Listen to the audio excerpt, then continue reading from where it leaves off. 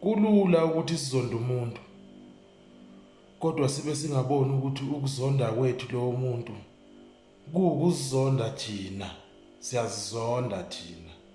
Manje loyo muntu simzonda ngoba yena efana nathi kodwa engcono kunathi, ngoba ekwazi ukuvela njengomuntu ogqamile kodwa thina sihluleka. Self-hatred is the biggest problem that we face. 99% of the people that hate Jacob Zuma actually hate themselves, but they do not understand that yet. Ukuzonda kwakho ubaba uNxamalala ingoba uzonda wena.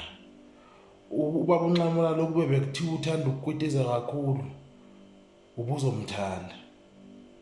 Self-hatred is the problem. Self-hatred. Self-hatred.